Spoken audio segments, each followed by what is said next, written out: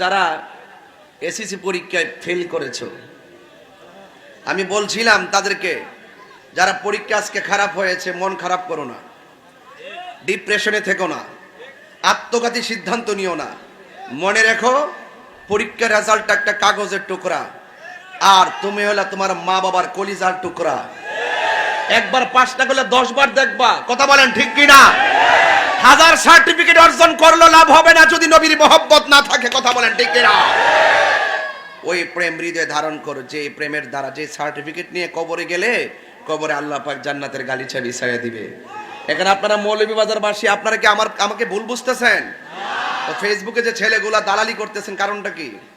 অনেকে যে পক্ষ নিচ্ছে, আপনি ভুলটা তো ভুল বলবেন, এটা তো তাহিরি বিরুদ্ধে ভুল না, এটা ব্যক্তিগত আক্রোশ না, এটা হলো নবী বিদ্বেষীদের বিরুদ্ধে নবীর প্রেমিকের আন্দোলন। কথা বলেন ঠিক কিনা? এখানে সবাইকে সজাগ থাকতে হবে। আমি তার বক্তব্যের ভিতরে কাদিয়ানির গ্রান পাইতেছি, তবে টুডে টুমোর এটা প্রমাণ করবো ইনশাল্লাহ। আমি দেখতেছি তার যোগসূত্র কোথায়।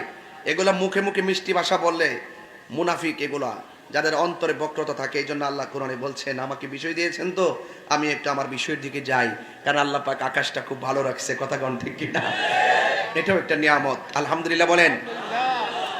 আল্লাহ রাব্বুল আলামিন বলেন, আল্লাহু ওয়ালিয়্যুল্লাযীনা আমানু ইউখরিজুহুম মিনাজ যুলুমাতি ইলান নূর।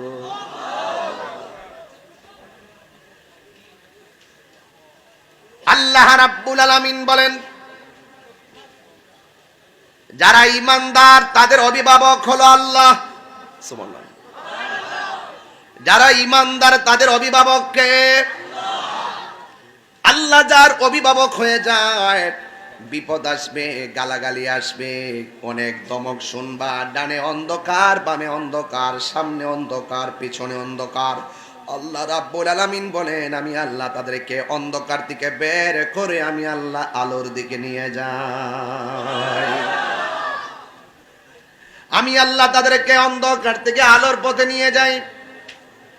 এই জন্য যারা ঈমানের পথে থাকবে, দুইটা কন্ডিশন যার মাঝে থাকবে, এই মানুষটার জন্য আল্লাহ নাজাতের গ্যারান্টি দিয়েছেন।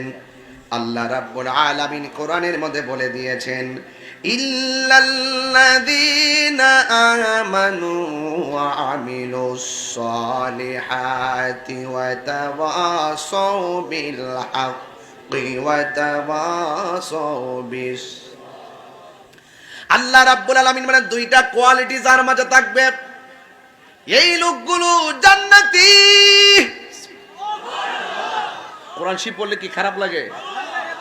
আমি সুপ্রিয় দর্শক, এতক্ষণ আমার সাথে থাকার জন্য আপনাদেরকে অনেক অনেক মোবারকবাদ।